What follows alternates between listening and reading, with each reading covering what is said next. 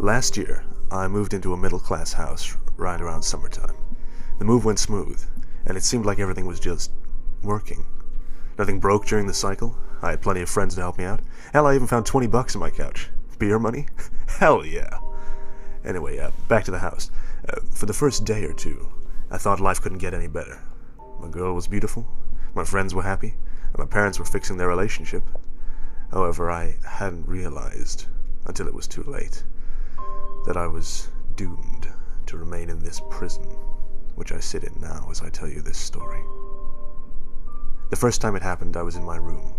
I was in the zone on my Xbox. You know what I mean, where you get 10 headshots without breaking a sweat? Yeah, that.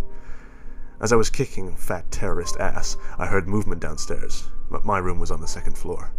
It sounded like someone was running around down there, like they were running from room to room, banging on the walls, just being flat out obnoxious. "Hey, Jeff, get out of my house. I said 3 o'clock, dumbass." The noise stopped. I waited a few moments before turning back to my game, but it was too late. I was already doomed. I saw it coming at me too late. A tank. Son of a... I sighed. The next few days were normal. There were no more sounds that shouldn't be there, just the pipes, the heater, you know, the sort. Yet, about 3 days later, that idiot Jeff snuck into my house and started beating up my shit. "Alright, you aren't getting off so easy this time," I shouted as I charged down the stairs. As my foot hit the last step, something out of the corner of my eye moved. I looked over so fast that I got whiplash. "Ah, damn it," I moaned.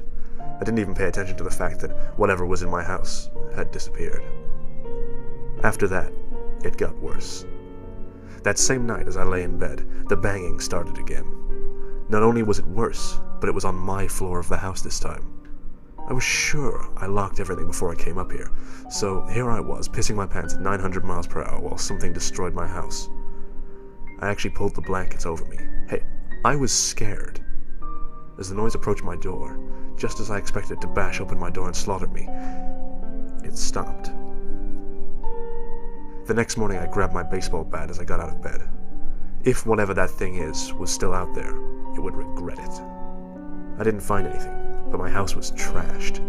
Almost everything was tipped over, torn, broken, missing, or worse. I just figured I'd been robbed. I called the police. They didn't do shit. But the noises stopped for a week or so, and that made things easier. Sure, I was pissed that some fuck destroyed my new place, but at least I was okay. But of course, I know now that it wasn't a robber, or Jeff, or the pipes in the walls. It was the thing in the walls. A week after the incident, it came back.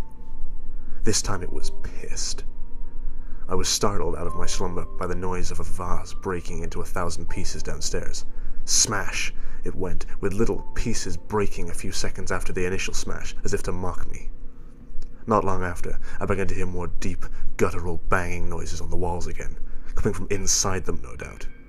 As I lay there in my bed, I let out the tiniest, quietest, timidest squeak by sheer mistake, and the noise stops.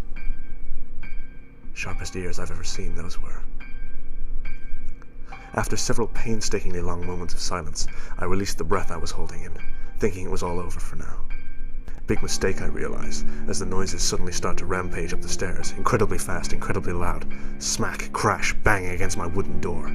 The beast, which I could now accurately call it, broke my door open with intense force, thrusting it all the way to the opposite side of the room. Being an intelligent individual, I had already hidden under my impenetrable field of safety, known as the common blanket.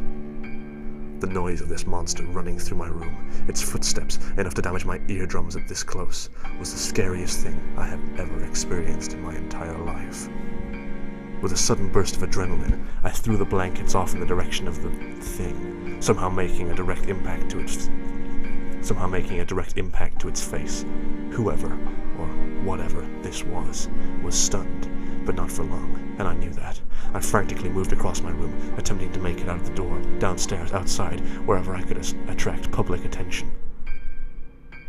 This night, luck was not on my side. I knew this as a large hunk of my hair was grabbed from behind and pulled out with such force that pieces of skin came along with it, along with a shitload of blood.